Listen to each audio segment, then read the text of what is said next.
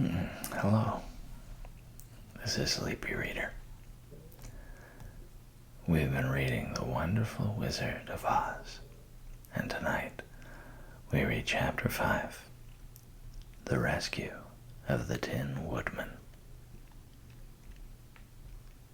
When Dorothy awoke, the sun was shining through the trees, and Toto had long been out chasing birds and squirrels.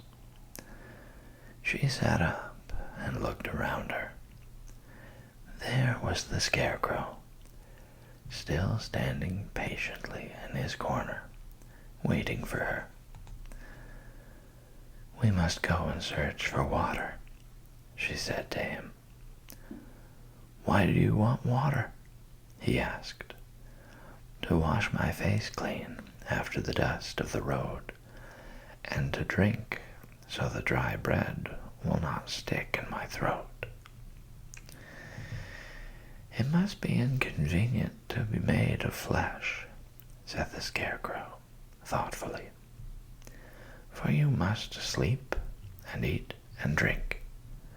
However, you have brains, and it is worth a lot of bother to be able to think properly." They left the cottage and walked through the trees until they found a little spring of clear water, where Dorothy drank and bathed and ate her breakfast. She saw that there was not much bread left in the basket, and the girl was thankful the Scarecrow did not have to eat anything, for there was scarcely enough for herself and Toto for the day. When she had finished her meal and was about to go back to the road of yellow brick, she was startled to hear a deep groan nearby. "What was that?" she asked timidly. "I cannot imagine," replied the Scarecrow, "but we can go and see." Just then, another groan reached their ears, and the sound seemed to come from behind them. They turned and walked through the forest a few steps, when Dorothy discovered something shining in a ray of sunshine that fell between the trees.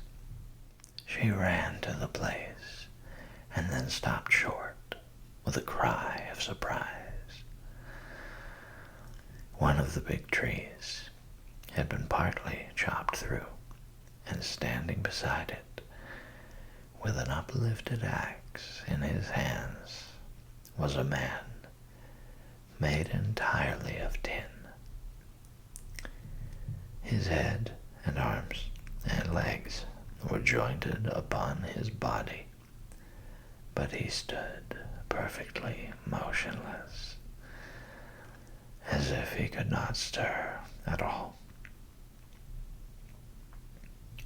Dorothy looked at him in amazement, and so did the Scarecrow, while Toto barked sharply and made a snap at the tin legs, which hurt his teeth. "Did you groan?" asked Dorothy. "Yes," answered the Tin Man, "I did. I've been groaning for more than a year, and no one has ever heard me before or come to help me." "What can I do for you?" she inquired softly, for she was moved by the sad voice in which the man spoke. "Get an oil can and oil my joints," he answered. "They are rusted so badly that I cannot move them at all. If I am well oiled, I shall soon be all right again. You will find an oil can on a shelf in my cottage." Dorothy at once ran back to the cottage and found the oil can. And then she returned and asked anxiously, "Where are your joints?" "Oil my neck first," replied the Tin Woodman. So she oiled it, and as it was quite badly rusted, the Scarecrow took hold of the tin head and moved it gently from side to side until it worked freely, and then the man could turn it himself. "Now oil the joints in my arms," he said.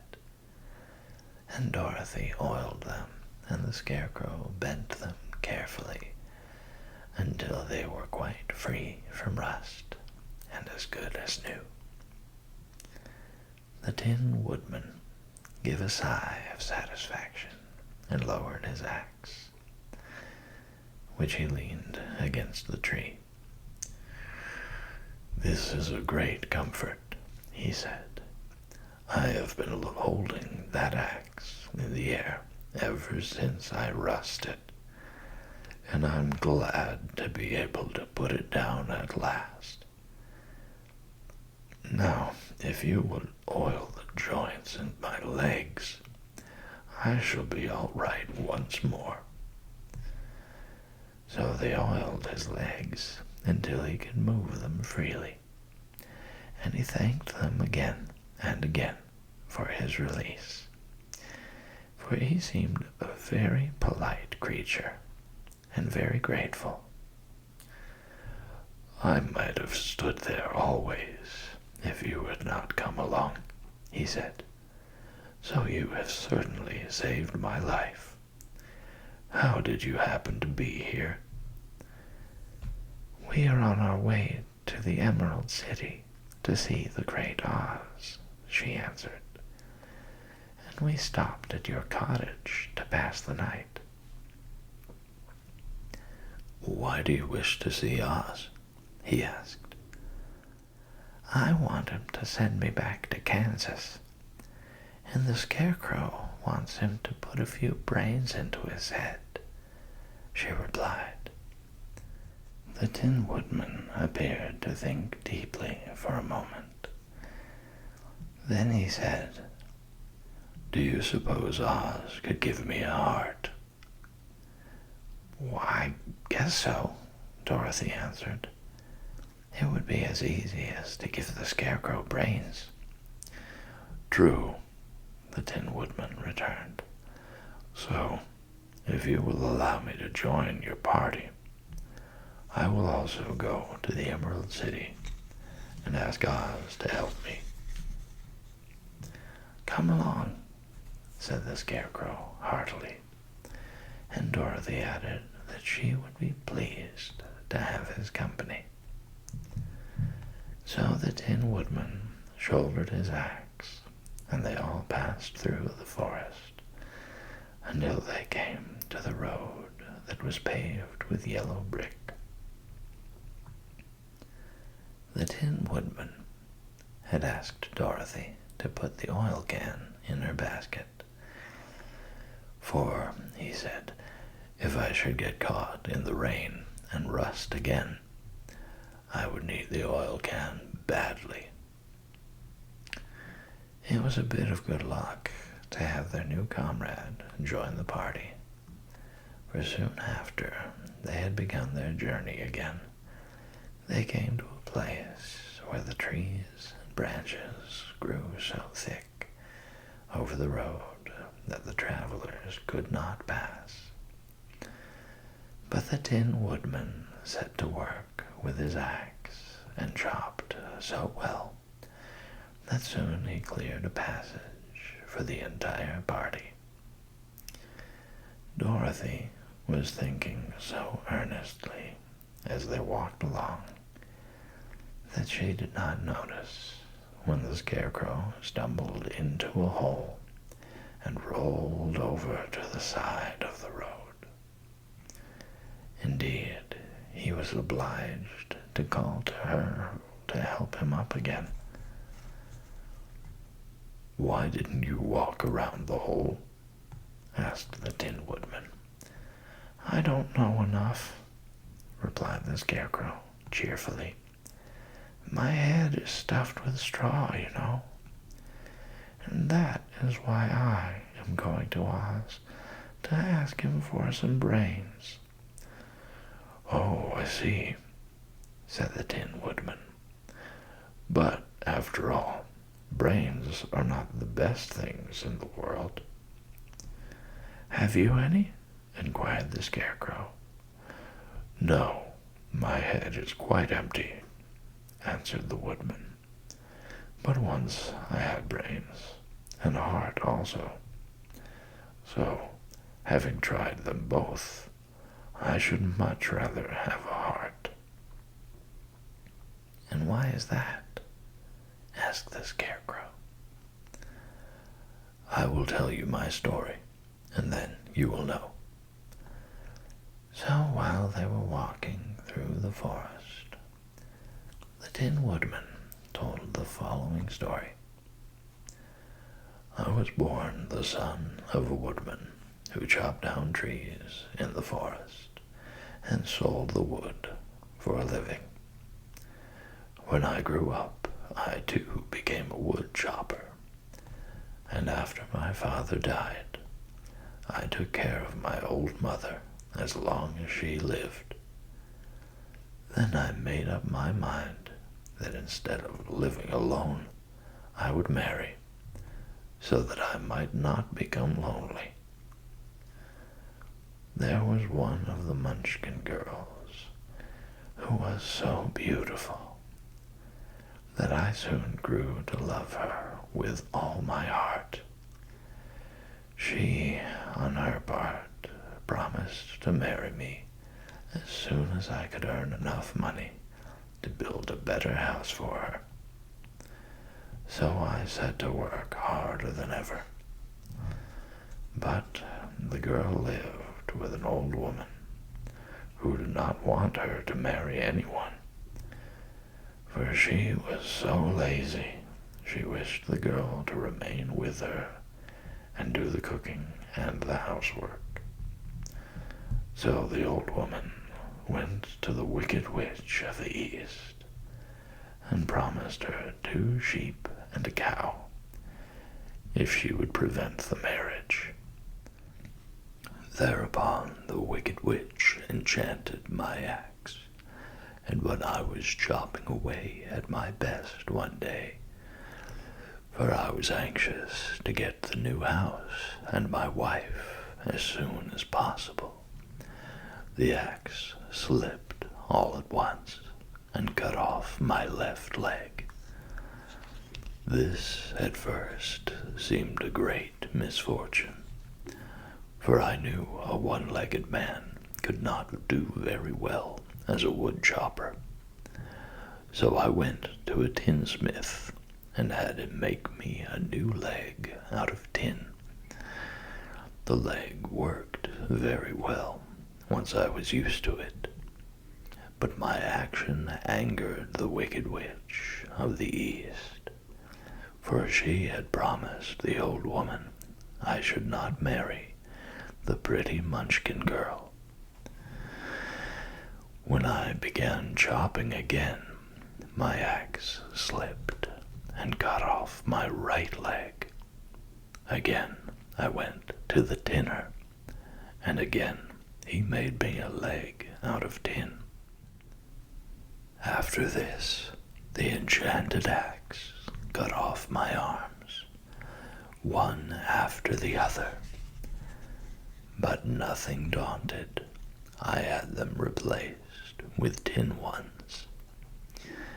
The Wicked Witch then made the axe slip and cut off my head. And at first I thought that was the end of me. But the tinner happened to come along, and he made me a new head out of tin.